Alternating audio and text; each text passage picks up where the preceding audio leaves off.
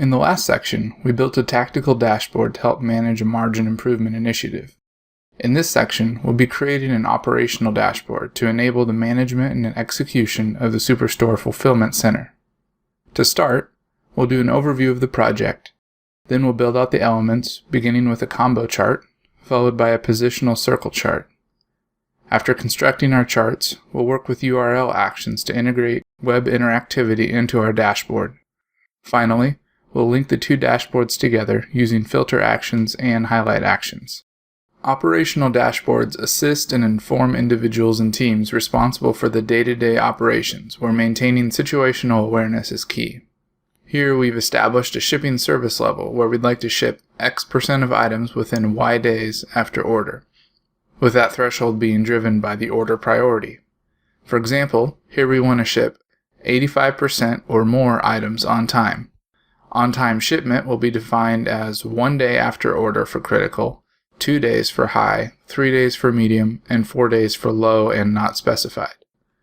Here we'll use a combo chart, which allows us to track 2 or more measures on the same graph.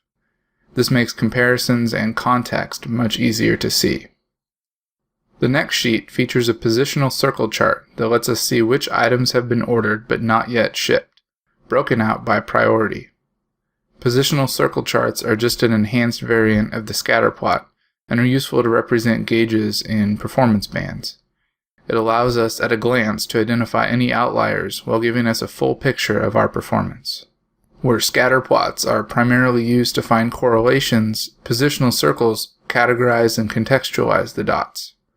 We have days since order on the x-axis and order quantity on the y-axis. The background color coding is to indicate whether an order is still within service level, is on its last day within service level, or is outside service level. These are achieved by using reference bands, which we'll cover in one of the following videos. On the right, a priority queue gives us quick access to the details we need to fulfill the order, sorted by whether or not the shipment is late, then by priority, and then grouped by order number. Clicking on any item opens a URL and passes the customer name and zip code as parameters in the URL. In this case, we're just using Google Maps and the zip code, but imagine if it tied to your internal web-based CRM or a shipping label generator and printer. Using the back button, we can head back to the service level dashboard, which uses a filter action to move between sheets.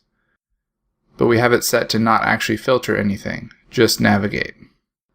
Going from the service level dash to the detail dash, we can use any of these 4 ancillary charts to drill through and highlight the applicable items.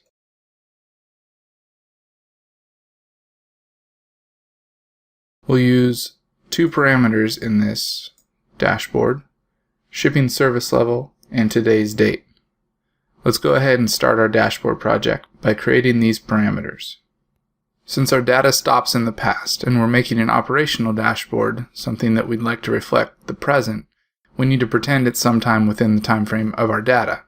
So we wouldn't normally use a today's date parameter in a live environment, but we'll go ahead and make one for this example. So we'll create a parameter, call it today's date.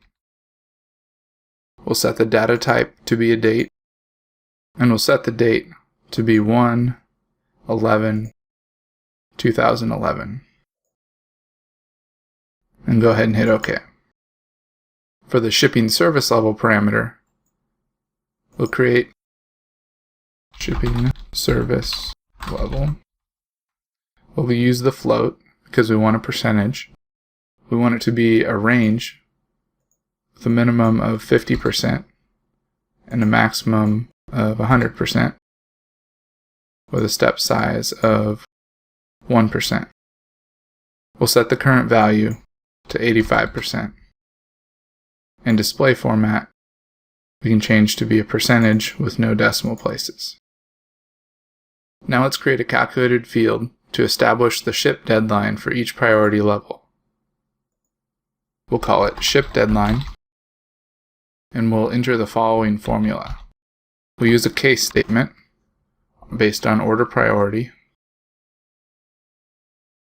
So when order priority is set to critical, then 1.5. This is going to be our upper boundary. When high, then 2.5, allowing us 2 days to ship within service. When medium, then 3.5, else 4.5. So that'll cover the low and not specified cases. This will determine the number of days we have to ship the items after they've been ordered. If the user ever needed to be able to change these deadlines, we should probably use parameters instead of hard-coding these numbers, but this will work fine for our example. Let's also create a calculated field which will return true if the order has been placed but has not been shipped yet, based on today's date parameter. We'll call this not shipped yet, and we'll enter the following formula, which checks first to see if the order was placed today or earlier, then make sure the ship date isn't in the future or that it has no ship date at all. In production, you'd likely only need to use the is null portion, but it's always good to keep in mind that you may need to plan ahead and compensate for potential validation issues that aren't handled in your data source. So we'll start by saying if the order date is less than or equal to today's date, and so the first requirement needs to be true, and then the second requirement needs to be true. Second requirement will be ship date needs to be greater than today's date, or ship date needs to be null. Now all of our data has a ship date, but this would be indicative of where we haven't actually shipped the product in production. And we'll hit OK. So in this video, we've covered the high points of operational dashboarding and begun creating our parameters in calculated fields. In the next video, we'll create the service level versus order quantity combo chart.